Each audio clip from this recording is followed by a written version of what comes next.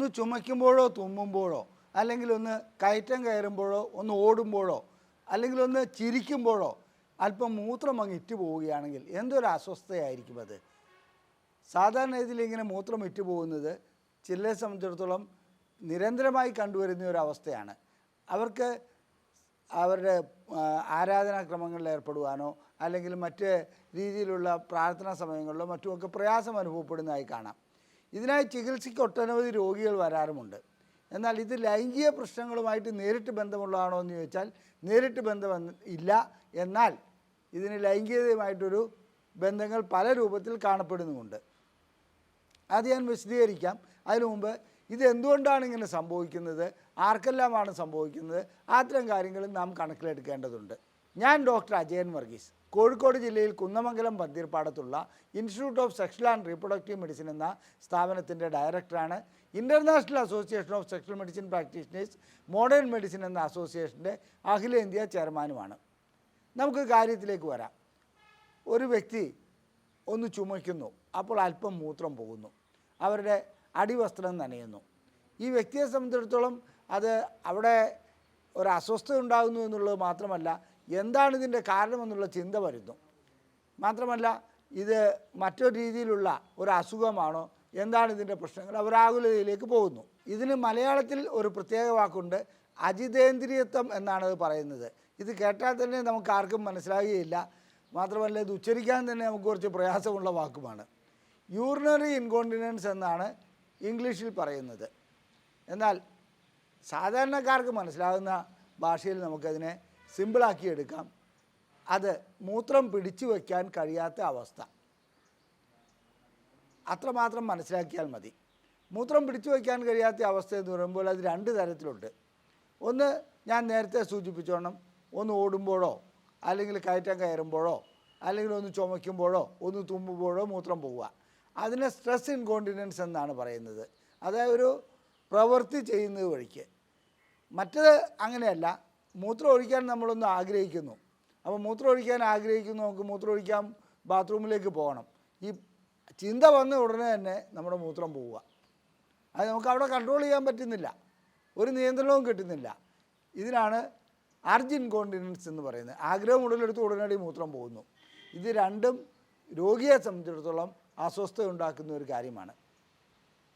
അപ്പോൾ ഇങ്ങനെ അസ്വസ്ഥത ഉണ്ടാക്കുന്ന ഈ മൂത്രം പോകുന്ന അവസ്ഥ ഏതെങ്കിലും രീതിയിൽ പരിഹരിക്കുവാൻ കഴിയുമോ, അത് എന്തുകൊണ്ടാണ് ഇങ്ങനെ ഉണ്ടാകുന്നത്, അതിൻ്റെ കാരണങ്ങൾ എന്താണ്, ഇതെല്ലാമാണ് നമുക്കിന്ന് ചർച്ച ചെയ്യേണ്ടത്.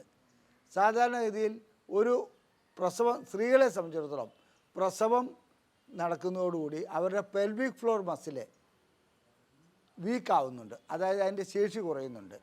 അതുകൊണ്ട് തന്നെ മൂത്രം ഇങ്ങനെ പോകാനുള്ള സാധ്യത കൂടുതലാവുന്നുണ്ട്.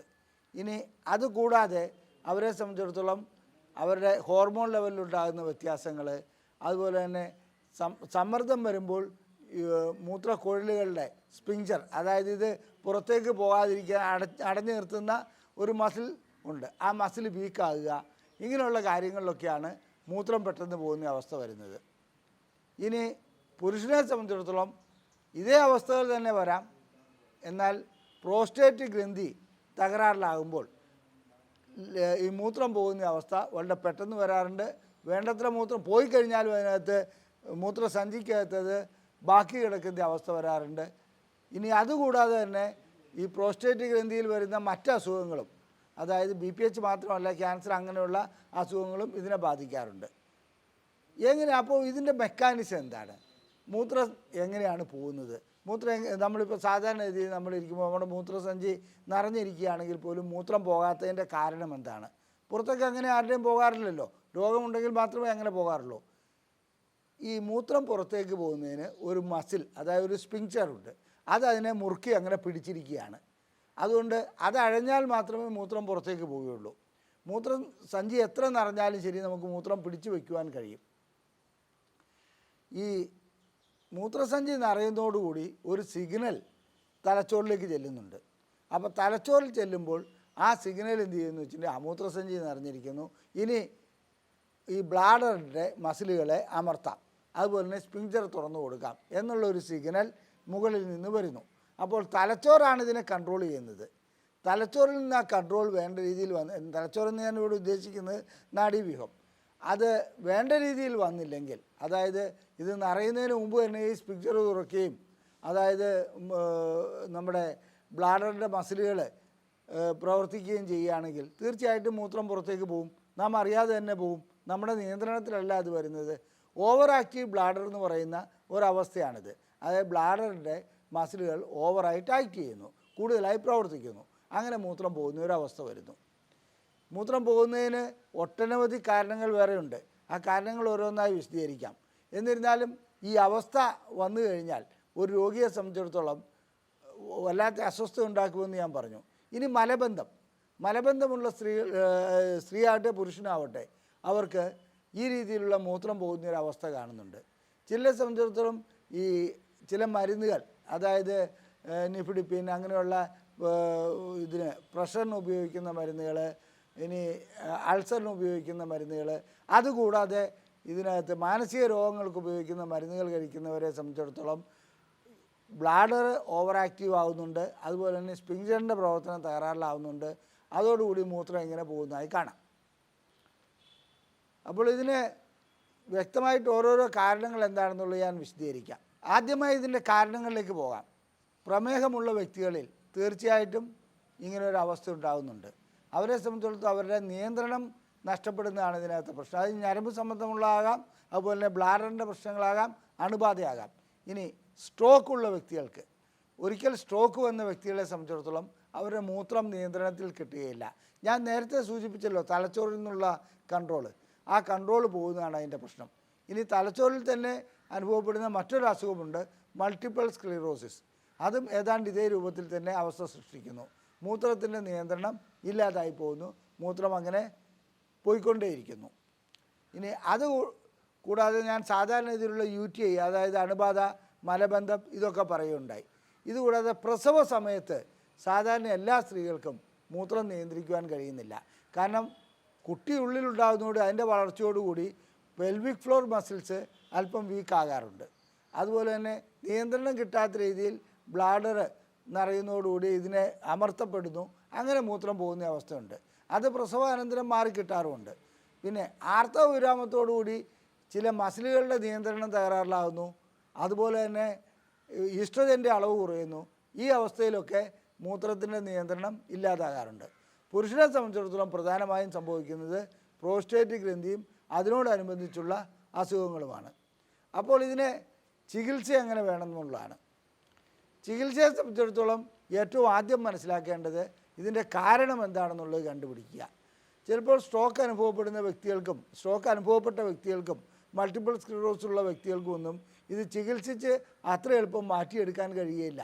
കാരണം അവരെ സംബന്ധിച്ചുള്ള അവരുടെ തലച്ചോറിൽ തകരാറ് വന്നിരിക്കുന്നു. ആ തകരാറനുസരിച്ച് മൂത്രം പോയിക്കൊണ്ടേയിരിക്കും. അവർക്ക് ചിലപ്പോൾ ട്യൂബ് ഇടേണ്ടതായി വരാറുണ്ട്.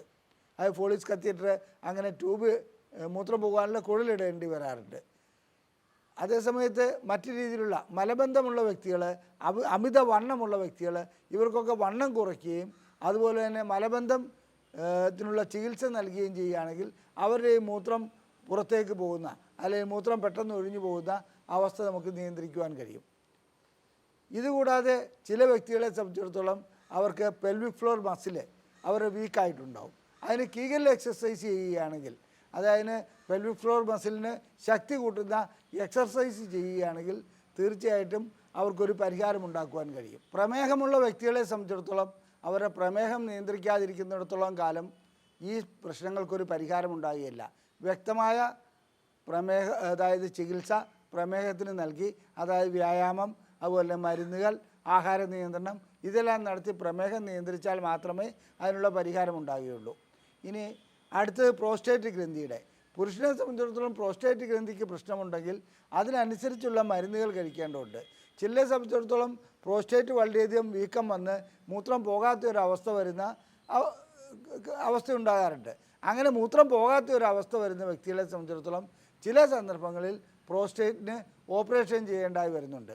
അങ്ങനെ ഓപ്പറേഷൻ ചെയ്താലും മൂത്രത്തിൻ്റെ കൺട്രോൾ പോകുന്നതായി കാണാറുണ്ട്. അതായത് ചില നെർവുകൾക്ക് ക്ഷതമേൽക്കുന്നതുകൊണ്ടാണിത്. അപ്പോൾ ഇത്തരം കാര്യങ്ങളിൽ മൂത്രം നമ്മുടെ നിയന്ത്രണത്തിൽ കിട്ടുന്നില്ലെങ്കിൽ അതിൻ്റെ വ്യക്തമായ കാരണം കണ്ടുപിടിച്ച് ഇത് എന്തുകൊണ്ടാണ് ഇങ്ങനെ സംഭവിക്കുന്നത് എന്നുള്ളതാണ് അവൻ പരിശോധിച്ച് മനസ്സിലാക്കേണ്ടത്. അത്തരം പരിശോധനകൾ വളരെ ചെറിയ പരിശോധന മുതൽ സ്കാനിങ് വരെയുണ്ട്. ആ പരിശോധനകളെല്ലാം ചെയ്തതിന് ശേഷം ഏത് രീതിയിലുള്ള അതായത് ചികിത്സയാണ് ആവശ്യമെന്നുള്ളത് ഡോക്ടർമാർ നിർദ്ദേശിക്കും, അതിനനുസരിച്ച് പോകും. സ്ത്രീകളെ സംബന്ധിച്ചിടത്തോളം ഗർഭപാത്രം താഴോട്ട് വരുമ്പോൾ മൂത്രം പെട്ടെന്ന് പോകുന്ന അവസ്ഥ വരാറുണ്ട്. അങ്ങനെ ഗർഭപാത്രം താഴോട്ട് വന്നിട്ടുണ്ടോ എന്നുള്ളത് പരിശോധിച്ചറിയേണ്ടതുണ്ട്. അങ്ങനെയുള്ള അവസ്ഥ ഉണ്ടെങ്കിൽ അതിനുള്ള ചികിത്സയും നൽകേണ്ടതുണ്ട്. സാധാരണഗതിയിൽ ഇങ്ങനെ മൂത്രം പോകുന്നത് കൊണ്ട് തുടക്കത്തിലൊന്നും വലിയ പ്രശ്നങ്ങളുണ്ടാകാറില്ല. ലൈംഗികമായിട്ട് അതിനൊരു അതായത് ലൈംഗികമായിട്ടുള്ള പ്രശ്നങ്ങളിൽ രതിമൂർച്ച ലഭിക്കുന്നതിനോ ലൈംഗികമായി ബന്ധപ്പെടുന്നതിനോ ഒരു പ്രശ്നവും ഉണ്ടാകാറില്ല. എന്നാൽ ചില വ്യക്തികളെ സംബന്ധിച്ചിടത്തോളം അത് ഹോർമോണിൻ്റെ ഇഷ്യൂ കൊണ്ടാകാം, അണുബാധ കൊണ്ടാകാം, യോനിക്കുള്ളിൽ നനവുണ്ടാകാതെ വരുന്ന അവസ്ഥയാവും. ഇത്തരം കാര്യങ്ങളെല്ലാം മൂത്രം പെട്ടെന്ന് പോകുന്നതോടുകൂടി ലൈംഗികമായിട്ടുള്ള പ്രശ്നങ്ങൾ അതിൻ്റെ കൂടപ്പിറപ്പായി പിന്നെ വരാറുണ്ട്. അതുകൊണ്ട് താല്പര്യമില്ലായ്മ, യോനിയിൽ വരൾച്ച ഉണ്ടാകുക, പിന്നെ ലൈംഗികമായിട്ടുള്ള ഉത്തേജനമില്ലാതെ വരിക, അത് പ്രോസ്റ്റേറ്റും മറ്റ് പ്രശ്നങ്ങളും ഉണ്ടാകുമ്പോൾ അങ്ങനെ വരാറുണ്ട്. ഇതിന് കഴിക്കുന്ന മരുന്നുകളും ചിലപ്പോൾ ലൈംഗികമായുള്ള പ്രശ്നങ്ങളിലേക്ക് പോകാറുണ്ട്. അതുകൊണ്ട് മൂത്രസംബന്ധമായ ഏതെങ്കിലും പ്രശ്നമുണ്ടെങ്കിൽ ആ മൂത്രം പോകുന്നതിൻ്റെ ചികിത്സ മാത്രം പോരാ, ലൈംഗികമായിട്ടുള്ള പ്രശ്നങ്ങൾക്കുള്ള ചികിത്സ കൂടി അതിൻ്റെ കൂട്ടത്തിൽ ചെയ്യേണ്ടതുണ്ട്. അത്തരം പ്രശ്നങ്ങളുള്ളവർ, ലൈംഗികമായ പ്രശ്നങ്ങളില്ലാത്തവർ കൂടി അത് വരുവാനുള്ള സാധ്യതയുണ്ടെന്നുള്ളത് മനസ്സിലാക്കേണ്ടതുണ്ട്. എന്തു തന്നെ ആയാലും ശരി, നിയന്ത്രണമില്ലാതെ മൂത്രം പോവുക എന്ന് പറഞ്ഞാൽ ഒരു രീതിയിൽ അല്ലെങ്കിൽ മറ്റൊരു രീതിയിൽ മാനസികമായ ഒരു വ്യക്തിയെ തളർത്തുന്ന ഒരു കാര്യമാണ്. ഒരു ഫംഗ്ഷന് പങ്കെടുക്കാൻ കഴിയില്ല, ചിലപ്പോൾ അതിലും വലിയ ബുദ്ധിമുട്ടുകളിലേക്ക് പോകും. മാത്രമല്ല ഇതിൻ്റെ അസ്വസ്ഥത കാരണം ഇദ്ദേഹത്തിന് ഒരു ഒറ്റപ്പെടൽ അനുഭവപ്പെടുന്നോണം തോന്നും.